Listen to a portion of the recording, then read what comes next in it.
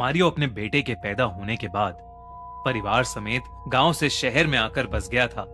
शहर में रहने के खर्चे बहुत थे, तो मारियो सुबह से लेकर देर रात तक अलग अलग जगह साफ सफाई का काम करता था। कुछ ही दिनों में उसकी एक स्विमिंग कोचिंग इंस्टीट्यूट में नई नई नौकरी लग गई थी। काम ज्यादा नहीं था, बस रात को 9-10 बजे की कोचिंग के बाद अगली सुबह 4 से 6 बजे की अर्ली मॉर्निंग कोचिंग के लिए स्विमिंग पूल को अच्छी तरह से साफ करना था। पर अपनी इस नई नौकरी की पहली रात को जो भयानक घटना मारियो के साथ होने वाली थी, उसका उसे बिल्कुल भी अंदाजा नहीं था।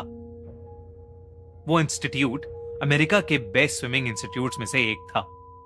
उस इंस्टीट्यूट में कई सारे स्विमिंग पूल्स थे, जिसमें से एक पूल नंबर 7 की ड्यूटी मारियो की थी। अपनी नौकरी के पहले दिन मारियो अपने टाइम से भी पहले पहुंच गया और कोचिंग खत्म होने का वेट करने लगा।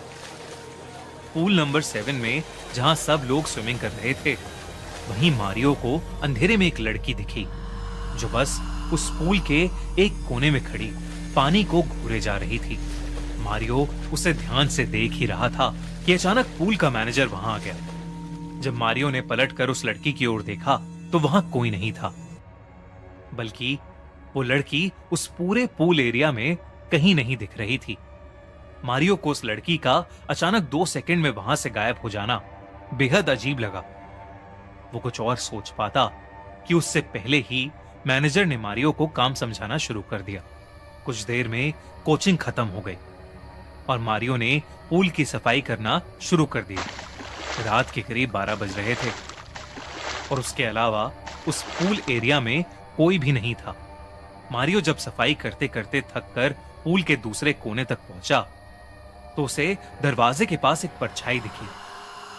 उस वक्त वहां किसी और का भी होना थोड़ा अजीब था।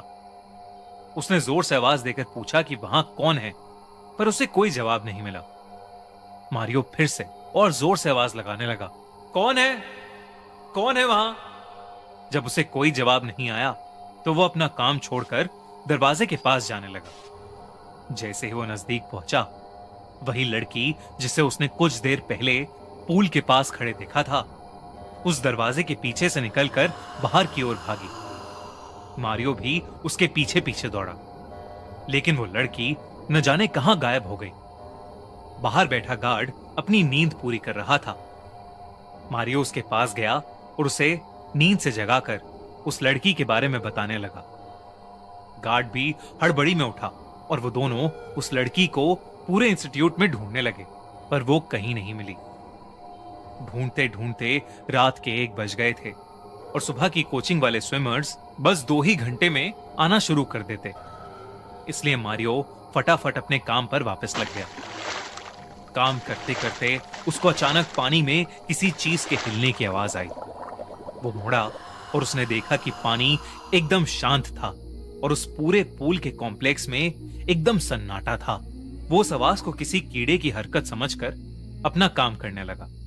पूल के आसपास का फर्श साफ करके वो पूल की तरफ मुड़ा और आखिरी बार ये चेक करने लगा कि पूल अच्छे से साफ हो गया है या नहीं।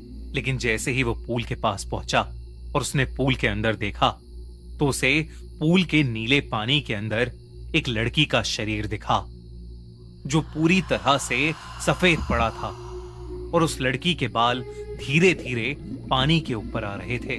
वो उसी लड़की का शरीर था जिसे मारियो ने कुछ देर पहले देखा था। मारियो बहुत ज्यादा डर गया। उस लड़की की लाश ऊपर आ रही थी। मारियो घबराते हुए उस लाश को निकालने के लिए पूल के करीब गया तो उस लड़की की लाश ने अचानक अपनी आंखें खोली। उस लड़की का चेहरा सफेद पड़ा था और आंखें एकदम लाल थीं। मारियो उसे देखते ही घबरा उठा और डर के मारे उसका पैर फिसल गया और वो पानी से भरे उस पूल में गिर गया। जब उसने बाहर निकलने की कोशिश की तो उसे ऐसा लगा कि किसी ने उसके पैर पकड़ लिए हैं और वो पानी के अंदर खिंचता चला गया। मारियो खूब जोर से चिल्लाने लगा, पर उसके चिल्लाने का कोई असर नहीं हो रहा था और वो पानी के अंदर डूबता जा रहा था। अब पानी मारियो के मुंह और नाक में जाने लगा था। मारियो की आंखों के सामने अंधेरा छाने लगा था और धीरे धीरे उसकी आंखें बंद हो गईं। उसकी आंखें खुली तो उसके सामने वही लड़की थी जिसका शरीर पानी में पड़ा था। वो उस लड़की को देखकर और घबरा गया और उसने अपनी आंखें बंद कर लीं। वो जोर जोर से चिल्लाने लगा और कुछ देर बाद जब उसने वापस आंखें खोली तो उसे एहसास हुआ कि वहां सुबह की क्लास के लोग और वो सिक्योरिटी गार्ड खड़े थे और वो लड़की दूर दूर तक कहीं नहीं थी। जब उसने उन सबको देखा तो वो थोड़ा शांत हुआ, लेकिन वो इतना घबराया हुआ था कि उसकी आंखों से आंसू आने लगे। जब उसने अपने साथ हुआ पूरा किस्सा बयान किया तो उसे एक लड़का एक किनारे में ले गया और उसने मारियो को कुछ ऐसी बात बताई जिसे सुनकर मारियो की रूह कांप उठी। उसे पता चला कि करीब साल भर पहले एक 19 साल की लड़की एल्बर्टा इसी स्विमिंग पूल में डूबकर मर गई थी। एल्बर्टा उस इंस्टीट्यूट की बेस्ट स्विमर थी और वो रोज पूल नंबर 7 में रात में प्रैक्टिस करने आती थी। उस इंस्टीट्यूट की एक स्टूडेंट ने जलन में आकर एक रात एल्बर्टा के साथ शरारत करने के बहाने उसे डुबा दिया और वहां से चली गई। उस स्टूडेंट को यह नहीं पता था एल्बर्टा को उस दिन पूल के अंदर जाते ही कंकशन हो गया था, जिसकी वजह से वो पानी में बेहोश हो गई और उसकी पानी में डूबने के कारण मौत हो गई थी।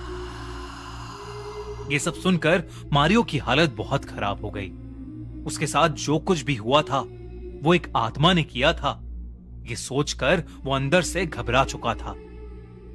उस लड़की का चेहरा उसके दिमाग से निकल ही नहीं रहा था, इसलिए उसने अगले ही दिन वो नौकरी छोड़ दी।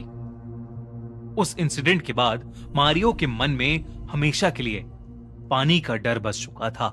उसने पूल नंबर 7 वाली नौकरी तो छोड़ दी, लेकिन उस रात के सपने उसे आज तक सोने नहीं देते और शायद आज भी एल्बर्टा की आत्मा पूल नंबर 7 में भटकती है। दोस्तों,